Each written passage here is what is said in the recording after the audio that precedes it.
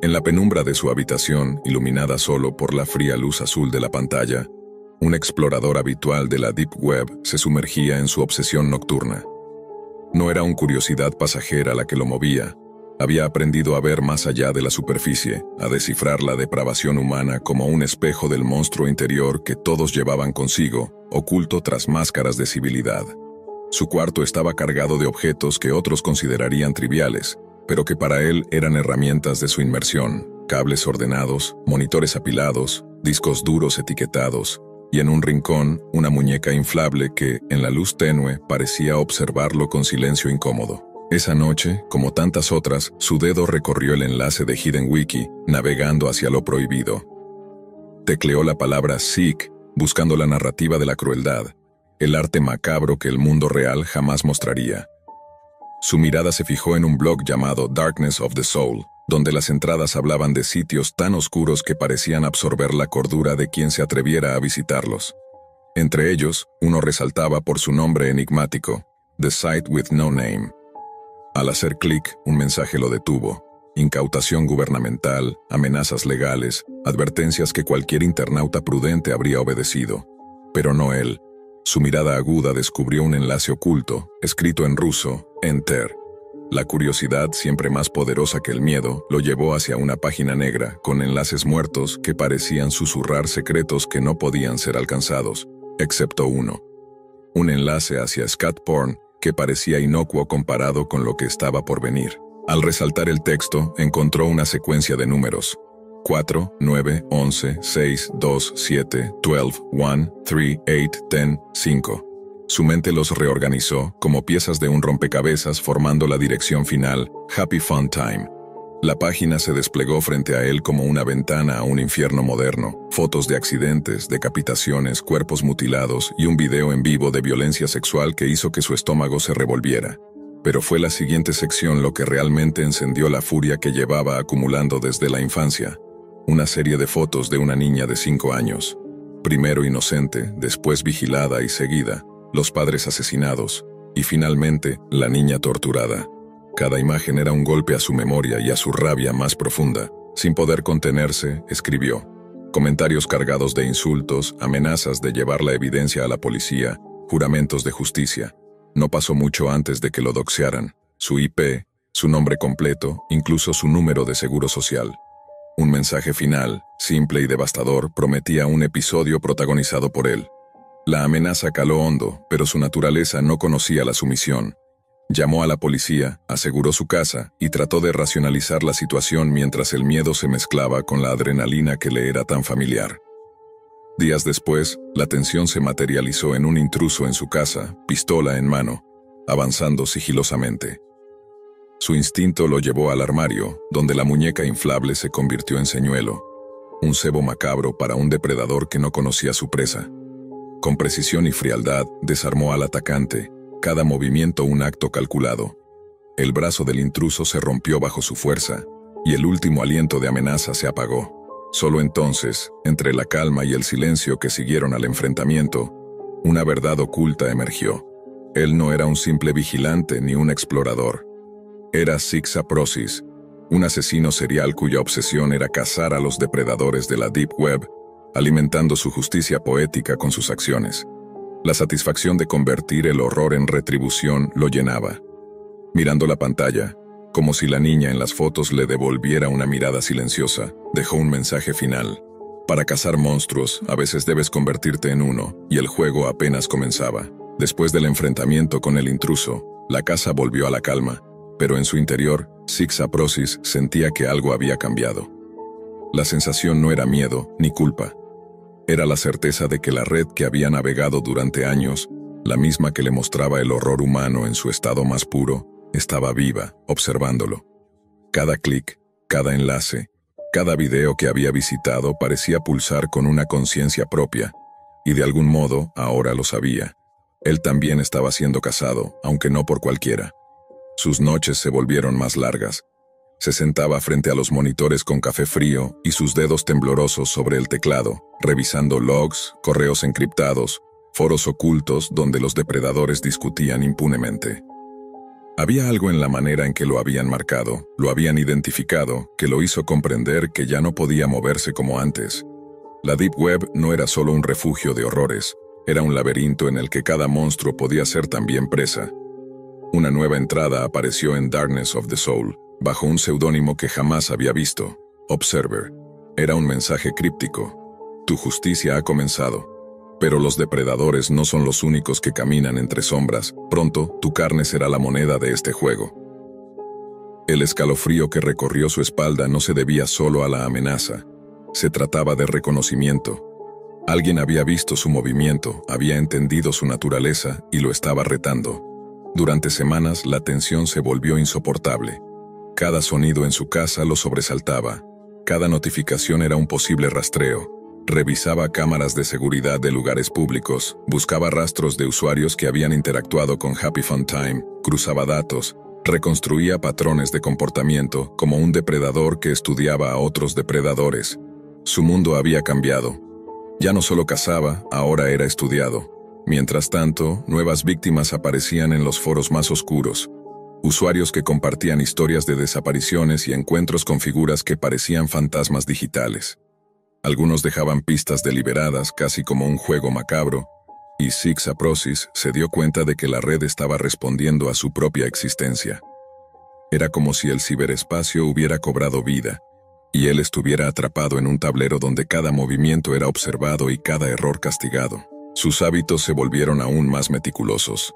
Las noches en el armario se repetían usando señuelos más complejos y trampas digitales para detectar intrusos o rastreadores.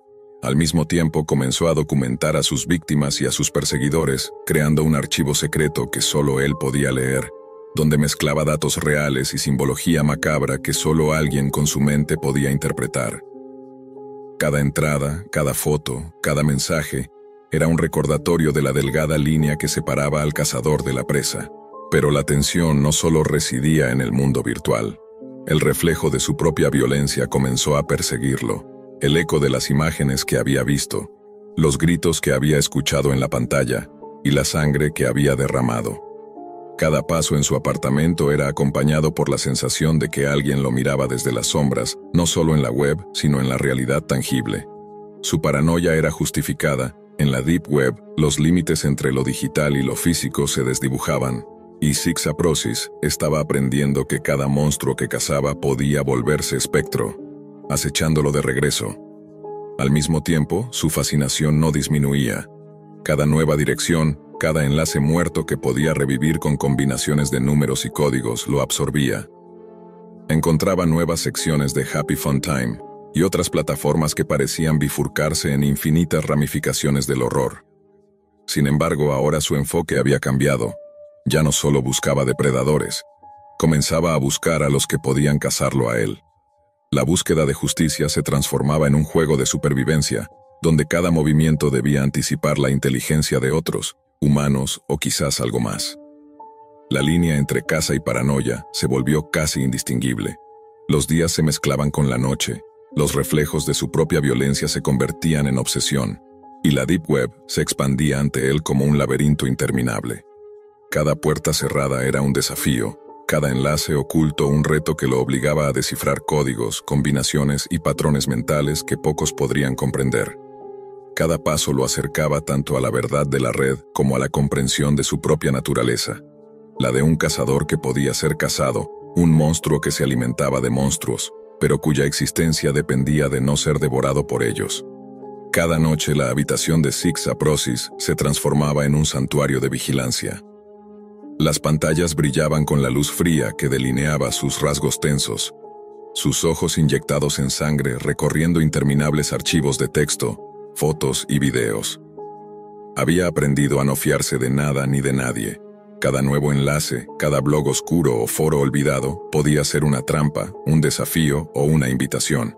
Y lo entendió. La Deep Web no perdona, ni a monstruos ni a cazadores.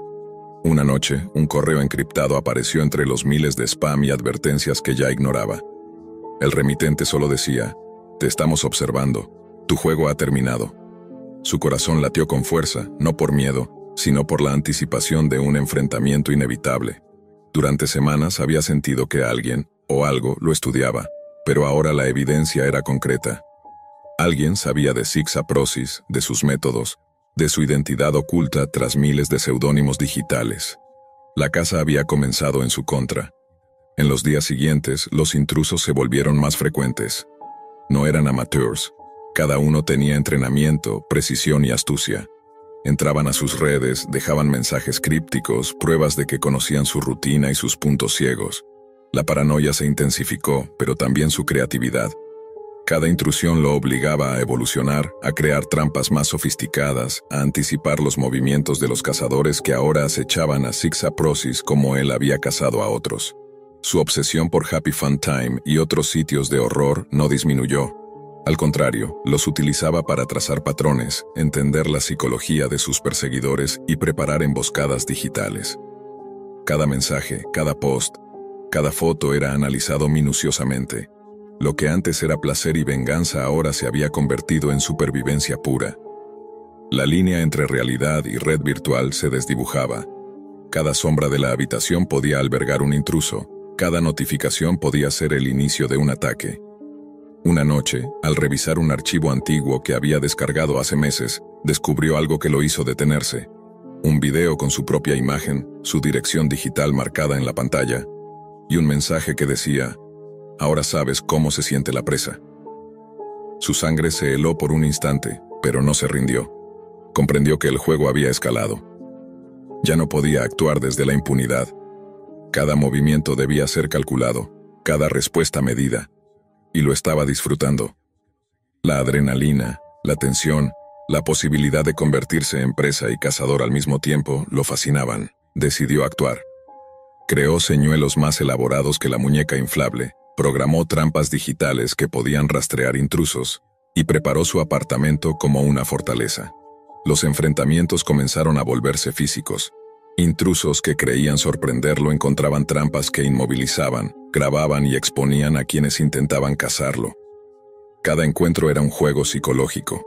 Él aprendía de ellos, anticipaba sus movimientos y los eliminaba de manera que su rastro quedara registrado en la red, como advertencia para los siguientes.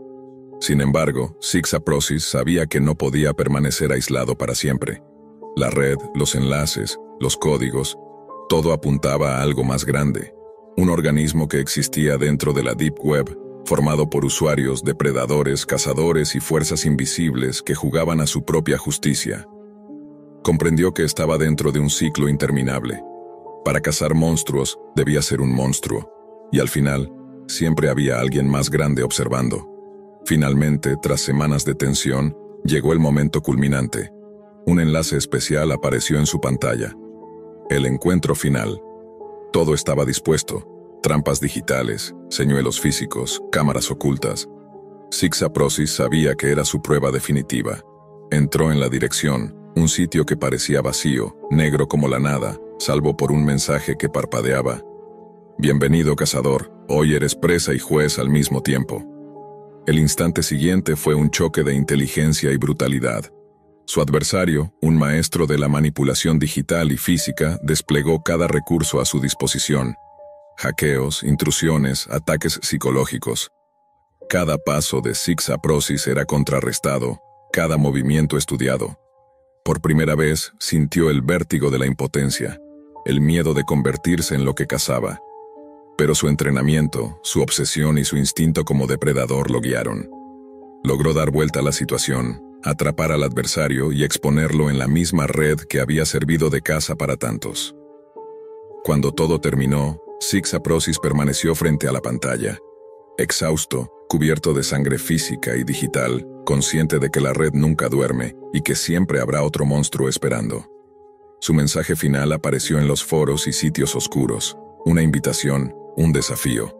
Para cazar monstruos, debes convertirte en uno, y si te atreves, ven a buscarme. Y así, el cazador y la presa se fundieron en una sola entidad. Sixaprosis, perpetuando la justicia poética en un mundo donde la oscuridad no tiene límites y cada enlace, cada número, cada clic puede ser tanto un arma como una trampa. La Deep Web continuaba viva, un laberinto interminable, y él permanecía allí, siempre acechando, siempre vigilado, un monstruo entre monstruos cazando y siendo cazado, como el destino que él mismo eligió. La noche comenzó como cualquier otra en casa de Fede. 5 amigos reunidos alrededor de cervezas y risas, compartiendo historias triviales y recuerdos de la universidad. Fede servía otra ronda mientras Lucas comentaba un viaje reciente y Tomás se reía de sus propias anécdotas torpes. Matías, el más audaz del grupo, parecía inquieto. Había estado hojeando su teléfono con una sonrisa curiosa y casi traviesa. En un momento, entre risas, soltó: ¿Alguna vez han oído hablar de la Deep Web? Todos lo miraron, algunos con escepticismo, otros con ligera curiosidad. Matías comenzó a explicar, con un entusiasmo casi contagioso, cómo se accedía mediante Tor y cómo existía un mundo entero oculto de mercados ilegales, foros oscuros y contenido que nunca encontrarías en los buscadores comunes. Al principio, sus amigos lo tomaron como una exageración, pero su insistencia y conocimiento técnico los convenció de mirar un poco, solo por curiosidad. Nada serio, solo mirar, aseguraba. Encendieron laptops, configuraron Tor y navegaron lentamente por Hidden Wiki. Encontraron sitios de drogas, armas y documentos filtrados, y la emoción crecía entre ellos. Sin embargo, Matías no tardó en dar con un enlace que brillaba con un nombre perturbador: Blood Games. La advertencia era clara: proceda bajo su propio riesgo, solo mayores de 18 años. Aquí no hay retorno para la curiosidad. El resto dudó, pero Matías, impaciente, hizo clic. Lo que apareció fue más macabro de lo que cualquiera hubiera imaginado. Videos en tiempo real de personas secuestradas, con cronómetros que marcaban segundos de agonía, apuestas que determinaban quién sobreviviría más tiempo, quién moriría primero tras cortes en la garganta o torturas que escalaban rápidamente. Matías estaba fascinado. Sus ojos brillaban con una mezcla de miedo y adrenalina. Con voz temblorosa comentó: «Es solo un juego, solo estoy apostando, como en un casino». Y así lo hizo. Ingresó su tarjeta, apostó pequeñas cantidades, luego más grandes y finalmente enormes sumas. La adrenalina se convirtió en obsesión. Perder y ganar parecía alimentar un hambre oscura que crecía dentro de él. Fede, horrorizado, intentó detenerlo y terminó desconectando el router de un tirón, mientras los demás lo miraban confundidos y asustados. Pero la desconexión no cambió nada. Días después, Matías ya no era el mismo. Su risa había desaparecido. Su mirada se perdía en la distancia y pasaba horas frente a la laptop apagada, absorto en recuerdos que nadie más compartía. Un silencio incómodo se instaló en el grupo. Luego, sin advertencia, Matías desapareció. Su madre llamó a la policía, preocupada, describiendo la ausencia y su cambio de personalidad, pero no había pistas sobre su paradero. Sus amigos, desesperados, decidieron reconectar la laptop. Lo que encontraron los heló. El historial de apuestas seguía activo, y sumas que ellos apenas podían imaginar se habían ingresado una y otra vez. Todo indicaba que Matías seguía apostando aunque físicamente había desaparecido. Llevando la laptop a la policía, la investigación reveló algo inquietante. Ningún rastro físico del dinero ni de Matías. Parecía haberse desvanecido en el aire. Los oficiales sugirieron que podría haber huido por deudas o miedo, pero sus amigos sabían que la verdad era más oscura. Con el tiempo, el terror se apoderó de ellos. No podían dormir. Rostros distorsionados aparecían en sueños y a veces incluso cuando estaban despiertos, y cronómetros imaginarios marcaban cada segundo de su propia ansiedad. Lucas comenzó a temblar sin razón aparente. Tomás se aisló, incapaz de soportar los recuerdos de lo que habían visto. Fede y Germán compartían silencios cargados de horror y culpa. Nadie hablaba mucho. Sabían que la curiosidad había abierto un abismo imposible de cerrar.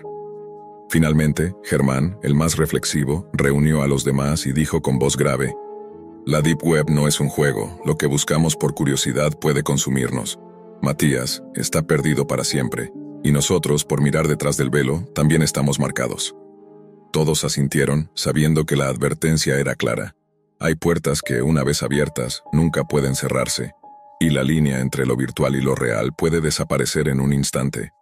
El silencio se extendió, pesado, mientras la laptop permanecía en el centro de la habitación, un recordatorio silencioso de que la curiosidad, cuando se enfrenta a lo prohibido, puede ser mortal. La experiencia los había transformado, dejando un vacío que ninguna risa, ninguna cerveza, podría llenar. y en la oscuridad de la noche, cada uno comprendió que algunos secretos, algunas apuestas y algunos juegos no solo destruyen a quienes los buscan, sino que también persiguen a quienes quedan atrás. La noche había caído sobre la ciudad, y en la casa de Fede, un olor a cerveza derramada y comida rápida llenaba el aire. 5 amigos, acostumbrados a encuentros relajados, charlaban sobre viajes, anécdotas de la universidad y planes triviales. Sin embargo, había algo en la mirada de Matías, el más intrépido del grupo, que alteraba el ambiente. Su sonrisa era distinta, más calculadora, y sus ojos brillaban con una curiosidad inquietante. Mientras los demás reían, él deslizó su teléfono sobre la mesa con un mensaje enigmático. ¿Y si exploramos la Deep Web? Al principio, todos se rieron.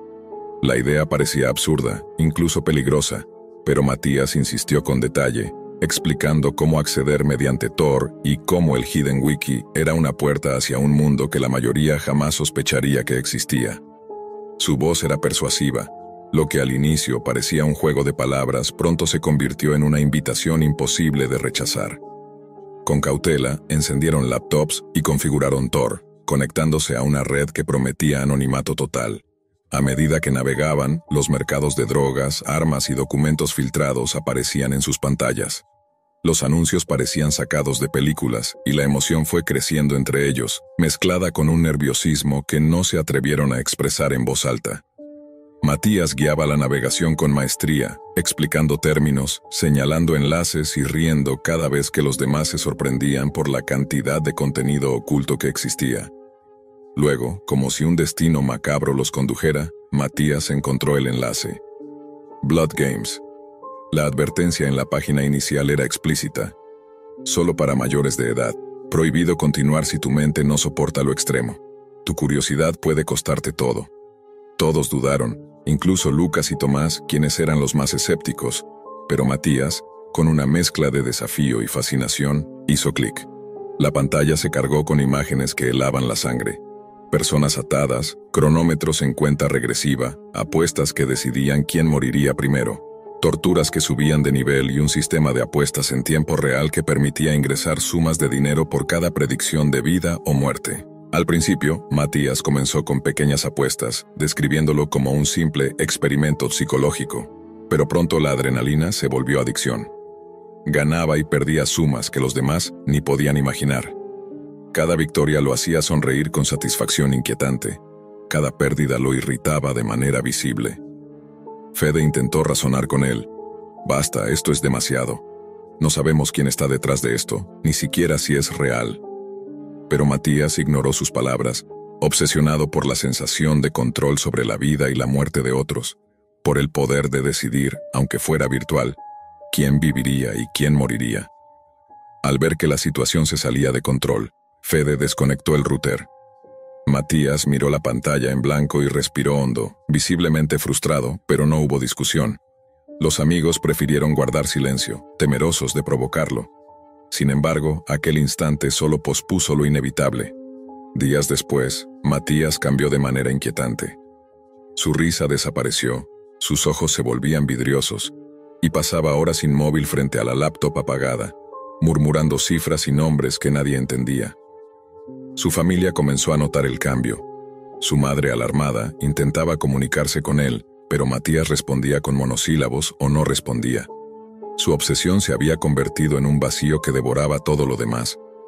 Un día, Matías desapareció.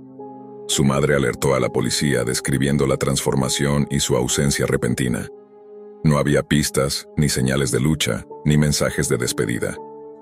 Sus amigos, desconcertados y aterrados, revisaron la laptop, descubriendo que Matías había continuado apostando incluso después de desaparecer físicamente. Cada entrada, cada apuesta, era más grande que la anterior, una suma astronómica que parecía imposible de rastrear. La policía no encontró rastro del dinero, ni señales de Matías. Lo único que tenían era la laptop, un objeto que parecía contener un misterio más allá de cualquier explicación. El horror comenzó a infiltrarse en la vida de los amigos. Cada uno empezó a experimentar insomnio. Los rostros de los que habían visto en Blood Games aparecían en sueños y a veces incluso en la realidad, reflejados en sombras o en luces de la calle. Cronómetros imaginarios marcaban los segundos de su ansiedad. Lucas dejó de salir de su habitación. Tomás evitaba cualquier conversación. Fede y Germán compartían silencios llenos de culpa y miedo. La experiencia había dejado cicatrices profundas, invisibles para el mundo exterior, pero insoportables para ellos. Germán finalmente reunió a los demás. Su voz estaba cargada de gravedad mientras hablaba. La Deep Web es un abismo que no permite retorno. Lo que comenzamos por curiosidad nos ha cambiado para siempre. Matías no está perdido por elección, ni por huida. Está atrapado, consumido por aquello que nunca debimos mirar. Y nosotros también estamos marcados. Las palabras resonaron en la habitación silenciosa. Cada uno comprendió que la advertencia inicial de Matías era real. Hay secretos que no están hechos para la mente humana, puertas que una vez abiertas no pueden cerrarse. Con el tiempo, la laptop permaneció en la habitación de Fede, un recordatorio constante de lo que habían presenciado. Los amigos intentaban llevar vidas normales, pero el eco de los horrores persistía. Rostros de víctimas, cronómetros, apuestas imposibles, imágenes que regresaban incluso en la memoria. La sensación de vigilancia, de estar observados, nunca desapareció. Cada vez que Matías aparecía en sus pensamientos, no era con el recuerdo de un amigo, sino como un espectro atrapado entre mundos, perdido para siempre. Y así, los 5 comprendieron la lección más cruel. La curiosidad humana, cuando se enfrenta a lo prohibido, puede abrir abismos imposibles de cerrar. La Deep Web no es un juego, y aquellos que buscan mirar más allá del velo de la realidad pueden perderse sin retorno, dejando atrás a quienes los rodean marcados por el horror y la culpa. El silencio se volvió su compañía constante, y cada noche, mientras la ciudad dormía, ellos sabían que habían sido testigos de algo que ninguna explicación podría justificar, y que Matías, en algún lugar de aquel mundo digital y oscuro, continuaba atrapado en un juego que ya no era un juego, sino una condena sin fin. Desde pequeño, el ruido metálico del teclado era para él un refugio. Cada tecla pulsada tenía un peso, una vibración especial que lo alejaba de los gritos de su padre en el pasillo o de las risas hirientes de sus compañeros en la escuela. El monitor, con su resplandor pálido, era la única ventana donde podía sentirse dueño de algo. No importaba si afuera llovía o si dentro de su casa se escuchaban discusiones. Mientras el cursor parpadeara, él tenía el control. La primera vez que hackeó, lo hizo casi por accidente. Tenía 10 años cuando descubrió que podía ingresar al correo de su hermana mayor probando variaciones de su nombre y fecha de nacimiento. Una vez dentro, envió un mensaje extraño a todos sus contactos. Palabras sin sentido, frases copiadas de canciones y dibujos hechos con caracteres. Nadie entendió qué ocurría. Su familia lo acusó a él, y aunque negó haberlo hecho, en el fondo sonrió. No porque quisiera lastimarla, sino porque sintió un poder extraño, el poder de alterar la realidad de alguien sin mover un músculo. Ese fue el inicio. Al año siguiente lo hacía con más precisión. Entraba en las cuentas de su familia y dejaba mensajes incómodos, a veces ofensivos, a veces inquietantes. No entendía la gravedad de sus actos, solo sentía la satisfacción de comprobar que podía hacerlo. Era como un juego secreto, aunque cada victoria lo alejaba más de los demás. Pronto, en la escuela, se corrió el rumor. Ese chico raro espía todo, no te acerques, te va a hackear el correo. El aislamiento creció como un muro, y detrás de él se encontraba completamente solo. Su padre nunca supo cómo lidiar con él. Creía que la vida era simple, si te golpean, golpea de vuelta. Si te insultan, grita más fuerte, pero él no podía. Sus intentos de defenderse físicamente siempre terminaban en humillación. Los empujones lo dejaban tirado en el suelo, las peleas lo dejaban con moretones. Su cuerpo era débil, pero su mente, afilada como un bisturí, aprendía en silencio otra forma de defenderse. Cuando cumplió 16 años, las redes sociales eran el nuevo campo de batalla. Facebook, Messenger, foros, grupos. Todos ellos eran un océano donde podía navegar sin miedo a recibir un golpe en la cara. Fue allí donde su ira encontró un blanco claro, Zack. El chico que lo había convertido en un chiste durante años, el que organizaba juegos crueles en los pasillos, el que se burlaba de su forma de hablar y de caminar. Zack no era malvado por estrategia, lo era por estupidez. Alto, fuerte, capitán de un equipo escolar, acostumbrado a recibir risas y aplausos por su sola presencia. Zack lo despreciaba por su inteligencia, por sus calificaciones, por ser lo que él jamás sería, y lo trataba como un insecto que debía ser aplastado. Esa vez, él decidió que no se dejaría. Creó una cuenta falsa, con fotos robadas, con una personalidad cuidadosamente inventada. Una chica atractiva, convincente, que se acercó digitalmente a Zack con mensajes amistosos. La trampa estaba servida. Bastó una conversación ligera, unos halagos, un archivo disfrazado de tarea para que Zack descargara un PDF envenenado. En segundos, el ordenador del acosador estaba desnudo ante él. No se limitó a mirar. Espió conversaciones privadas, guardó fotos, manipuló mensajes. Fabricó pruebas de infidelidad y las hizo llegar a la novia de Zack. Saboteó su relación como quien arranca las piezas de un reloj. Pero no se detuvo ahí. Descargó pornografía homosexual en su portátil y la colocó en carpetas visibles. Fue un golpe certero. Cuando los padres de Zack lo encontraron, explotó el escándalo. La homofobia latente en su casa hizo el resto. Lo echaron a la calle. Zack no volvió a la escuela. Él nunca olvidó el silencio que quedó en los pasillos después de esa caída. Nadie sabía qué había pasado exactamente, pero todos supieron que el chico raro ya no era tan vulnerable. Años después, oyó que Zack había muerto de sobredosis, vagando sin rumbo en una ciudad ajena. Lejos de sentir remordimiento, experimentó algo más: adicción. Adicción al poder. Ese fue el nacimiento del vigilante digital. Se sumergió en la Deep Web, atraído por los foros ocultos, los mercados negros, los espacios donde la moral desaparecía y la crudeza humana se mostraba sin filtro. Allí encontró un terreno fértil para su cruzada. Pasaba noches enteras espiando a pedófilos, a traficantes, a hombres que presumían de sus crímenes. Los seguía, infiltraba sus sistemas, exponía sus rostros. Se convirtió en un fantasma justiciero que no dejaba huella, pero sí consecuencias. 4 años vivió bajo esa identidad. Creía que estaba a salvo, oculto tras VPNs, proxies y capas de anonimato. Creía que era invisible, hasta que un día el anonimato se quebró con un solo mensaje. Una mañana, en su bandeja de entrada de Facebook, apareció un nombre que no recordaba haber visto: Adam Peterson. El mensaje parecía inofensivo, pero lo heló hasta los huesos. ¿Cómo estuvo el amanecer en Tokio? Por cierto, tu risa anoche fue contagiosa mientras escribías ese código. Se quedó mirando la pantalla como si hubiera visto un fantasma. No estaba en Tokio. Jamás había estado. ¿Y su risa? ¿Cómo demonios podía alguien haberla escuchado? Al principio pensó que era una broma, algún intento de extorsión barata. Pero los mensajes continuaron. Adam sabía qué música estaba sonando en su reproductor, sabía qué archivos había movido minutos antes, sabía incluso que había dejado la taza de café a medio terminar junto al mouse. El terror fue reemplazado por la sospecha. Alguien lo estaba mirando en tiempo real.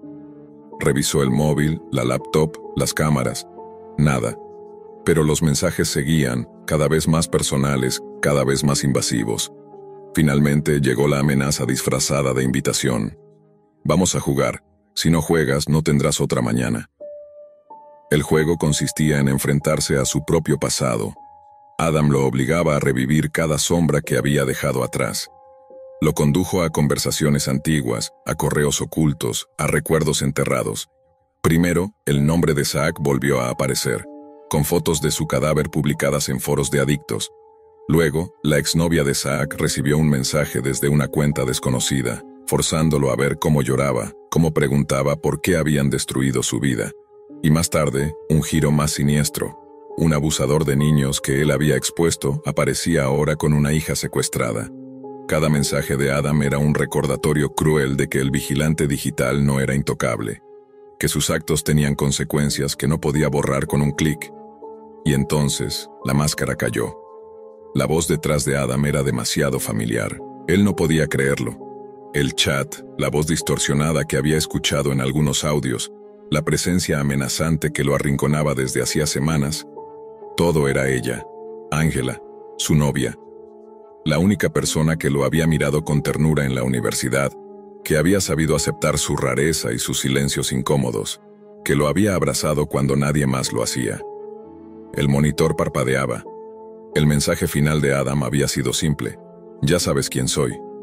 El corazón le latía en la garganta.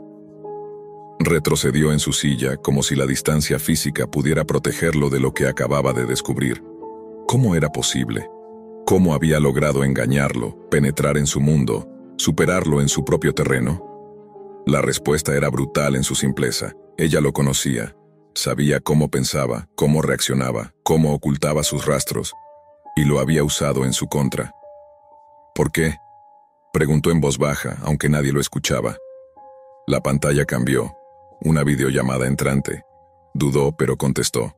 Y allí estaba ella, Ángela, con los auriculares puestos, el rostro cansado, los ojos brillantes de algo que no era exactamente odio, pero tampoco amor. ¿Por qué?, repitió él con un hilo de voz. Porque tenías que saber lo que hiciste, respondió ella sin titubear. No solo a Zack, no solo a los que expusiste en la Deep Web, también a mí. Él frunció el ceño, confundido. ¿A ti? Yo nunca te... Sí lo hiciste, lo interrumpió. Tú fuiste quien destruyó a mi padre, ¿lo recuerdas? El traficante de carne que tú expusiste. El hombre que pasó los últimos 4 años pudriéndose en una celda y que acabó muriendo sin que yo pudiera despedirme. ¿Sabes qué se siente crecer con ese vacío? ¿Sabes qué se siente amar a alguien que al mismo tiempo es la razón de que tu familia se haya roto? Él abrió la boca, pero no encontró palabras. Sabía perfectamente de qué caso hablaba. Recordaba cada detalle. El rastreo en foros, los pagos anónimos interceptados, los servidores que había hackeado hasta encontrar las pruebas. Fue una de sus mayores victorias como vigilante digital. Y ahora esa victoria estaba frente a él, convertida en una herida encarnada en la persona que más quería. Ángela lo miraba fijamente a través de la cámara. Te amaba, dijo bajando la voz, y aún te amo. Pero también te odio, y no puedo elegir un lado, así que decidí obligarte a jugar. El juego no había terminado, apenas estaba empezando. Durante días, semanas quizá, Ángela lo arrastró a un laberinto digital que parecía no tener salida. Bloqueaba sus accesos, lo forzaba a usar equipos controlados por ella, lo exponía a archivos donde cada clic era un recuerdo doloroso. Una noche lo obligó a abrir un enlace que lo llevó a un sitio en la Deep Web con una transmisión en vivo. Allí estaba la exnovia de Zack, ahora adulta, bebiendo y llorando frente a una cámara, mientras un chat lleno de desconocidos se burlaba de su estado. El comentario fijado decía: todo esto empezó con un PDF. Otra vez, Ángela le mostró el peso de sus decisiones. Luego vino algo más cruel. Lo condujo a un servidor oculto donde había almacenado conversaciones con el abusador que él había desenmascarado años atrás. En uno de los archivos de audio, la voz de la hija secuestrada se escuchaba llorando y pidiendo ayuda. No era claro si era actual o pasado, pero la duda lo desgarró. ¿Había provocado un efecto dominó en el que la venganza de criminales caía sobre inocentes? Cada día, Ángela se aseguraba de quebrarlo un poco más. Pero lo extraño era que nunca lo dejaba caer del todo. Lo mantenía al límite, como si quisiera que aprendiera algo, como si detrás de cada tormento hubiera una lección. Él empezó a notar detalles. En algunas llamadas, sus lágrimas no parecían fingidas. A veces, cuando la voz se le quebraba, parecía que Ángela estaba tan rota como él. La contradicción lo atormentaba. Era enemiga, amante, verdugo, víctima. La tensión crecía, y lo más aterrador era que, poco a poco, empezó a necesitar el contacto. Si Ángela no lo llamaba, si no recibía un mensaje de Adam, sentía un vacío insoportable. El juego lo estaba devorando y de alguna forma lo estaba uniendo más a ella. La pregunta que lo desvelaba no era si sobreviviría, sino qué era lo que Ángela realmente quería de él. Él no podía dejar de mirar la pantalla. Ángela, ella era Adán. Todo ese tiempo, el juego, las pruebas, las humillaciones, habían venido de la única persona en la que confiaba. Era como si el suelo se hubiera abierto bajo sus pies. La traición dolía, pero lo que más lo destrozaba era darse cuenta de que ella no lo había hecho por simple odio, sino porque estaba atrapada en un dilema imposible: amarlo y odiarlo al mismo tiempo. Los días siguientes fueron un infierno controlado. Ángela lo mantenía en una rutina de pruebas. Un laberinto psicológico en el que cada salida llevaba a otra trampa. A veces lo llamaba en medio de la noche y le pedía que abriera un enlace. Al hacerlo, se encontraba con grabaciones de sus viejos casos: hombres llorando en prisión, familias destruidas, víctimas secundarias que habían pagado por culpa de sus acciones. Lo obligaba a mirar, a escuchar, a recordar que detrás de su justicia retorcida siempre había un precio humano. En una ocasión lo enfrentó a algo más personal. Una videollamada se abrió de repente y al otro lado apareció su propio padre, bebiendo solo en la cocina, sin saber que estaba siendo observado. Ángela manipuló la transmisión para mostrarle en vivo cómo el hombre murmuraba entre dientes: «Nunca supe qué hacer contigo. Nunca supe si eras mi hijo o un extraño». Fue un golpe brutal. El vigilante digital, el hacker intocable, reducido a un niño desarmado frente al juicio silencioso de su familia. Ángela lo destrozaba, pero también lo sostenía. Cada conversación terminaba con una especie de ternura extraña. A veces, después de horas de humillación, lo llamaba por su nombre de pila y le decía: «Lo hago porque quiero que entiendas». Él se quedaba en silencio, porque no podía odiarla. Aunque todo indicaba que debía verla como enemiga, algo en su interior se negaba. La necesitaba. La contradicción se hizo insoportable. La tensión entre ambos escaló hasta un punto donde ya no existía la línea entre venganza y amor. Una noche, mientras discutían en una llamada, Ángela estalló en lágrimas. «Te odio por lo que hiciste. Pero también te odio porque no puedo dejar de amarte». Él no supo qué responder. Por primera vez, se dio cuenta de que el juego no era solo suyo. Ella también estaba atrapada, arrastrada por el mismo torbellino que había creado. El clímax llegó semanas después. Ángela lo citó en un lugar físico por primera vez. Una bodega abandonada, en las afueras de la ciudad. Le envió las coordenadas con un mensaje claro: «Si vienes, todo termina; si no vienes, desaparece para siempre». Él dudó. Podía ignorarlo, desaparecer, cambiar de identidad digital. Pero algo más fuerte lo empujó a ir. Necesitaba cerrar el ciclo. Necesitaba mirarla a los ojos sin pantallas de por medio. La bodega era fría, iluminada apenas por una bombilla colgante. Ángela estaba allí, esperándolo. No llevaba máscara ni auriculares. Era ella, real, vulnerable. Cuando sus miradas se cruzaron, el silencio fue insoportable. «Entonces», dijo él, con voz quebrada. «Entonces nada», respondió ella. «Esto no es justicia, ni venganza. Esto es lo que queda cuando dos personas destruyen todo lo que aman». Él dio un paso hacia adelante. Ella no se movió. La distancia entre ellos era mínima, pero parecía infinita. Y entonces, en un gesto que ninguno planeó, se abrazaron. No fue un abrazo de perdón, ni de reconciliación. Fue un abrazo desesperado, como si ambos supieran que estaban perdidos y que, aún así, solo se tenían el uno al otro. El momento no duró. Sirenas policiales irrumpieron a lo lejos. Ángela había sido rastreada.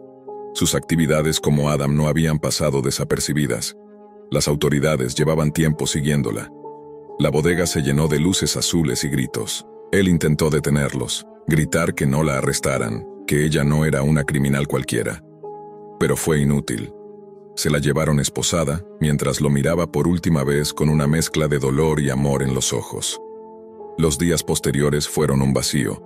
Por primera vez en años, apagó el computador. El teclado ya no le ofrecía refugio. Había entendido que su justicia digital no era más que un espejo de su propio dolor, y que en su intento por arreglar el mundo, había terminado arruinando vidas, incluida la suya. No volvió a hackear. No volvió a entrar a la Deep Web. Solo esperaba. Esperaba cartas que nunca llegaban, llamadas que jamás sonaron, noticias de un juicio que lo mantenía despierto cada noche.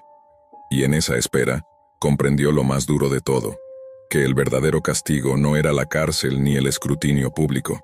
El verdadero castigo era vivir con la certeza de que el amor y la venganza, cuando se entrelazan, no dejan sobrevivientes. El vigilante digital había muerto. Lo que quedaba ahora era un hombre común, roto, que aprendía lentamente que la justicia no se escribe con códigos, sino con la aceptación de las propias sombras. Y mientras las luces de su habitación se apagaban, supo que aquel monitor que nunca descansaba se había convertido, al fin, en un recuerdo. Tenía 17 años y una relación complicada con el mundo que lo rodeaba. No era exactamente un marginado, pero tampoco encajaba del todo en ningún grupo. Su refugio estaba en Internet, donde podía moverse con soltura sin que nadie lo juzgara por su timidez o sus rarezas. Allí, entre foros y páginas oscuras, encontraba más compañía que en los pasillos de su escuela. Un día, un amigo suyo, con el tono conspirador de quien comparte un secreto prohibido, le mencionó la existencia de la Deep Web. Le habló de rincones a los que no llegaban los buscadores, de foros donde circulaban horrores que la mayoría de la gente nunca querría ver. Ejecuciones, violencia, transmisiones que parecían sacadas de una pesadilla. La descripción, lejos de asustarlo, lo intrigó. Quiso comprobar si esas historias eran ciertas. Instaló Tor, siguió tutoriales en foros anónimos, y poco a poco fue adentrándose en ese mundo subterráneo de enlaces extraños, mercados ilegales y páginas que parecían hechas más para asustar que para informar. Vio imágenes violentas, foros donde se compartían cosas inquietantes, pero nada que realmente lo sacudiera. Todo le parecía parte de un teatro grotesco para impresionar a los incautos. Hasta que encontró un enlace con un título sencillo y frío: Cabin Torture, Live. La pantalla se volvió negra un segundo, y luego apareció la imagen granulada de una cámara en movimiento. Alguien sostenía un dispositivo mientras caminaba por un bosque nocturno. La respiración entrecortada del camarógrafo se mezclaba con el crujido de las ramas bajo sus botas. Al cabo de unos minutos, una cabaña apareció en el encuadre, iluminada tenuemente desde adentro. Parecía un lugar acogedor, el tipo de refugio en medio de la nada, donde cualquiera querría pasar una noche tranquila. El camarógrafo no tocó la puerta. La empujó lentamente y entró con sigilo. Dentro, en una habitación pequeña, había una pareja dormida. Todo parecía normal, hasta que el intruso encendió una linterna y la apuntó directo a sus rostros. En ese instante, el espectador entendió que aquello no era un simple video de exploración. Algo más estaba por ocurrir. El atacante se abalanzó sobre ellos. La cámara captó movimientos bruscos, forcejeos, golpes secos y gritos apagados. El chico frente a la pantalla sintió que el aire le faltaba. Su corazón latía con fuerza, pero no podía apartar la mirada. Vio cómo la pareja era reducida, amarrada de forma humillante. Él en una silla, ella en la cama. El horror estaba apenas comenzando. Lo que siguió no necesitó ser explícito para resultar insoportable. El atacante jugaba con ellos como si fueran objetos. Se insinuaban actos de crueldad inenarrable, de degradación física y psicológica. La cámara captaba gemidos de dolor, súplicas, respiraciones agitadas y silencios que pesaban más que cualquier grito. El espectador apretó los puños luchando contra la náusea. Era como si cada sonido se grabara a fuego en su mente. El esposo intentó resistirse. Hubo un destello metálico en la pantalla, un corte abrupto de respiración y luego un silencio aterrador. El joven frente a su laptop comprendió que algo irreversible había ocurrido, aunque la cámara no lo mostrara directamente. El hombre ya no luchaba más. Entonces, el atacante se giró hacia la mujer. Ella sollozaba con un miedo que parecía atravesar la pantalla y contagiarse a quien miraba. Un disparo seco, frío, puso fin al sufrimiento. La imagen se congeló unos segundos y después un texto apareció en letras rojas sobre el fondo negro. Gracias por ver. El estudiante se echó hacia atrás en su silla, temblando. La habitación de su casa se sentía de pronto asfixiante, demasiado silenciosa. Tenía ganas de vomitar, de llorar, de arrancarse los ojos para no recordar lo que había presenciado. Cerró la laptop de golpe, pero entonces algo sucedió que lo hundió todavía más en el pánico. La pantalla parpadeó y un mensaje emergió como si alguien estuviera escribiendo desde el otro lado. ¿Qué te ha parecido? El muchacho se quedó inmóvil. El sudor le corría por la frente. Sintió que lo observaban, que la cámara de su laptop lo tenía atrapado igual que a la pareja de la cabaña. No respondió. En un ataque de desesperación, tomó el martillo que su padre guardaba en el escritorio y golpeó el portátil una y otra vez, hasta que la pantalla quedó hecha añicos y los circuitos despedían chispas. Cayó de rodillas, sollozando, con la respiración entrecortada. Quiso gritar, pero no podía. La imagen del video estaba tatuada en su mente, y lo peor era la certeza de que alguien, en algún lugar del mundo, sabía que él había visto todo. Esa posibilidad lo consumiría por años. Juró no volver jamás a la Deep Web, pero sabía que ese juramento no borraría lo que había presenciado. Cada vez que cerrara los ojos, volvería a escuchar los crujidos del bosque, los golpes secos, los gemidos y el disparo final. Y cada vez que encendiera un dispositivo, sentiría el miedo latente de que alguien, desde la oscuridad, aún lo estuviera mirando. Durante días, la curiosidad lo devoraba. Cada vez que estaba en clase, fingía tomar apuntes, pero en realidad pensaba en lo que había descubierto.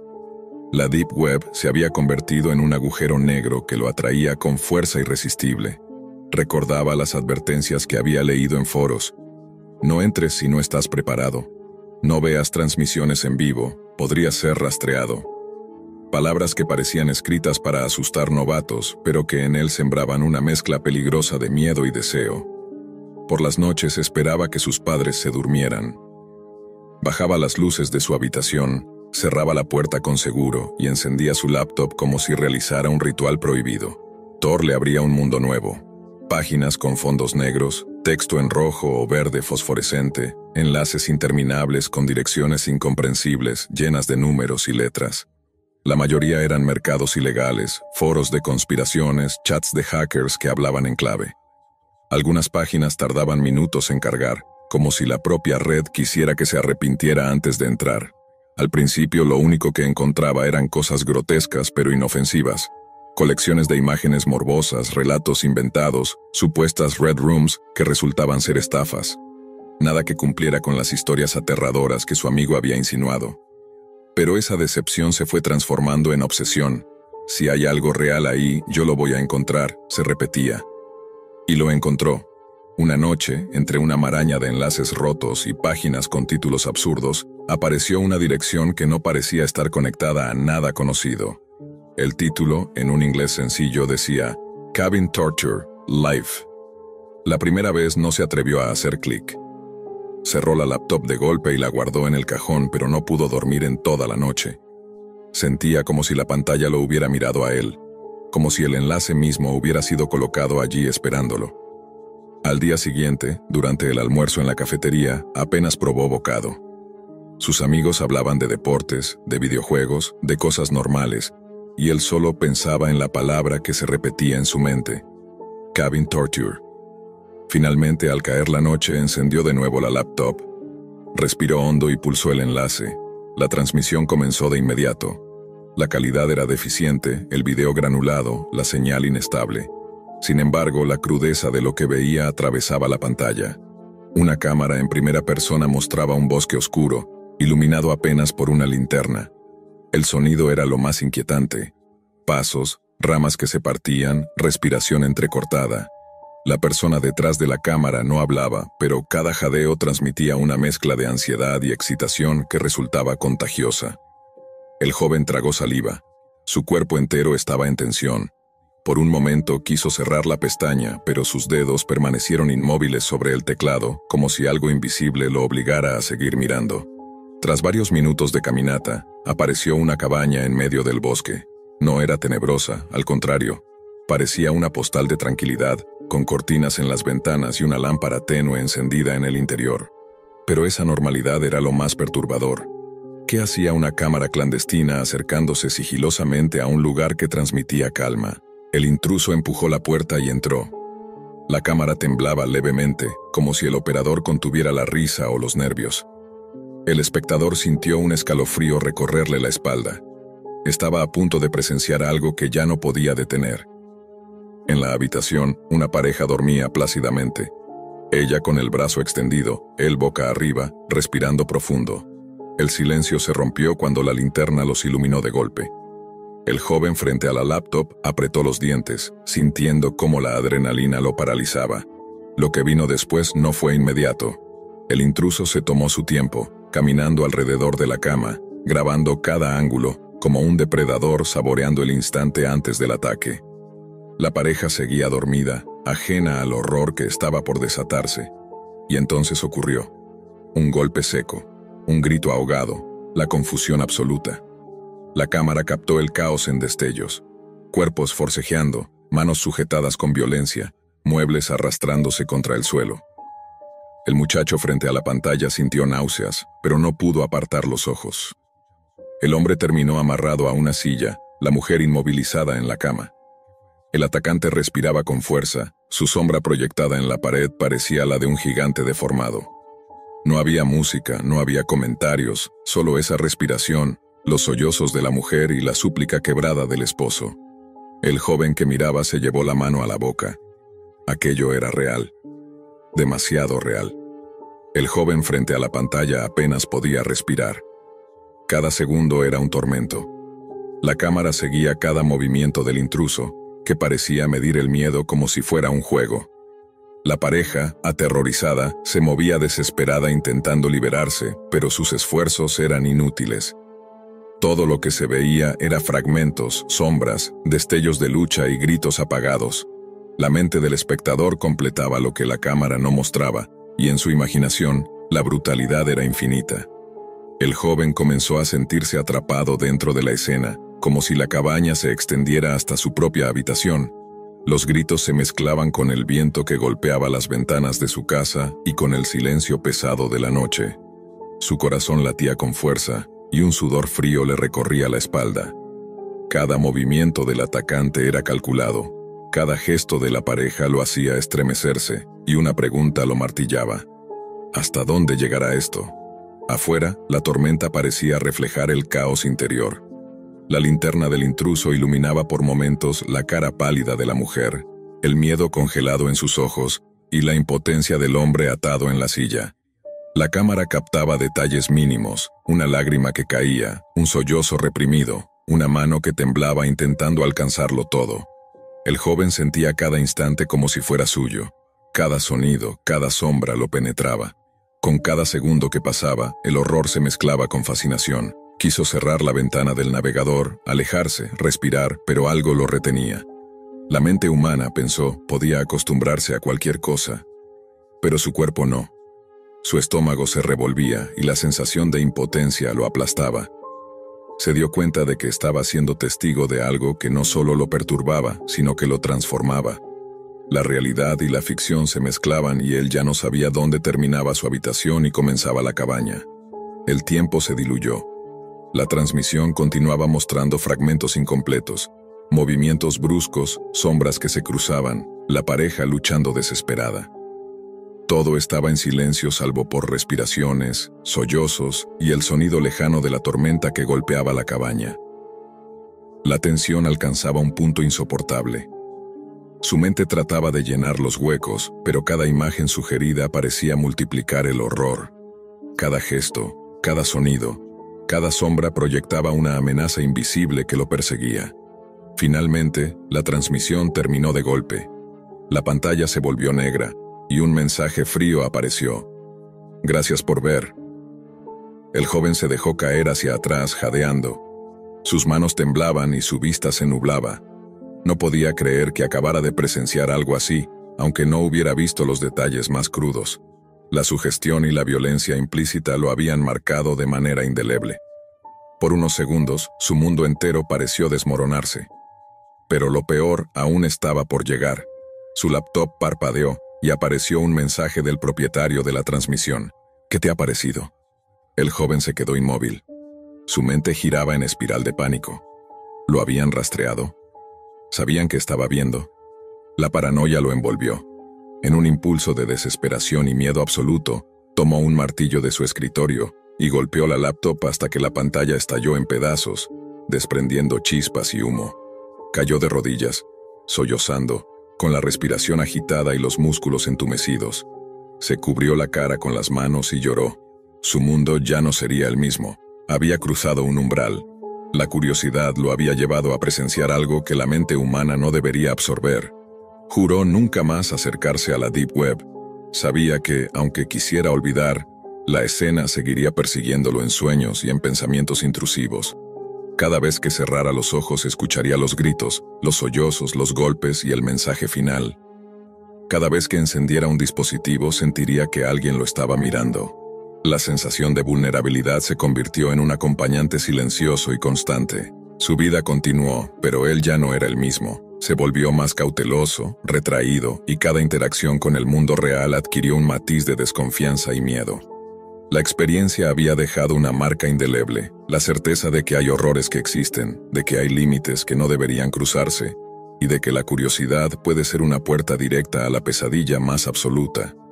Y mientras el reloj avanzaba silencioso en su habitación, él permanecía ahí, temblando, consciente de que había visto demasiado, que había aprendido demasiado, y que la humanidad podía albergar monstruos que no se imaginan, incluso detrás de la pantalla de una laptop.